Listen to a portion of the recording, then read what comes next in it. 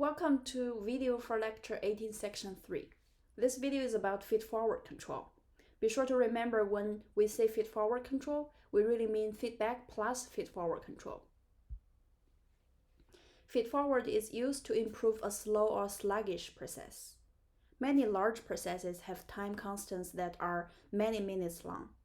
With such a slow process, it takes a long time before one of the inputs is manipulated to correct the process output. By using feed-forward, the manipulated input is adjusted sooner. With feed-forward control, we measure some load input characteristic. That measured input characteristic is then used to adjust the manipulated process input sooner. The sketch here shows a large heat exchanger where steam is used to heat water. This is a common industrial process. The temperature of the heated water is adjusted by manipulating the steam flow rate.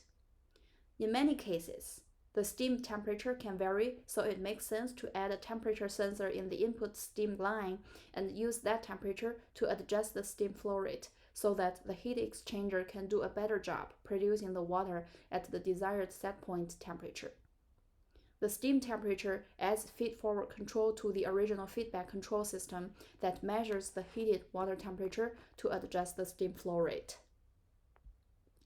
This slide shows a block diagram for the normal feedback loop that we solved in section 12 of the course packet.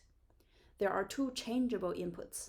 One is the set point R, the second is the load N.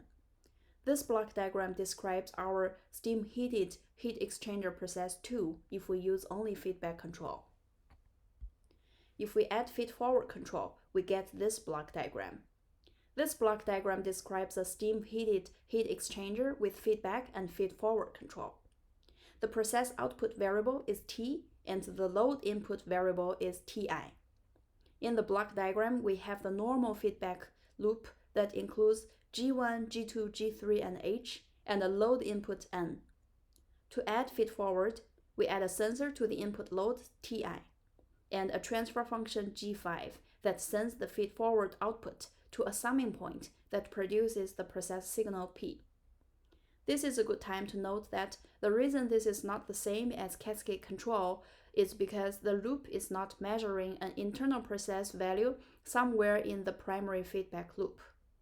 With feed-forward control, the sensor is going to be in some input outside of the primary feedback loop control. We want to find the overall transfer function for this feedback plus feed-forward control, T over Ti. We begin by writing the transfer functions. Starting on the right, we write T equals M times G3. M equals Q plus Ti times G4. The next equation is Q equals R minus T times H times G1 times G2 plus Ti times G5 times G2. The last term, Ti times G5 times G2, is the feed-forward part of the equation. Combining the terms produces the equation at the bottom of this slide. After some algebra to simplify the equation, we get the equation shown here that describes the process output T as a function of all of the transfer function elements and the two process inputs Ti and the set point R. Here are the two Laplace domain equations describing closed-loop process control systems. The one to the left is the equation with feedback only. The equation to the right is the equation for feedback plus feed-forward. The difference between the two equations due to feed-forward control is the G5 times G3 times G2 term in the numerator of the second term multiplied by the measured input Ti. That extra term provides the feed-forward elements. This brings us to the end of the lecture 18 section 3 video. Please write down any questions you have and bring them up in class or lab.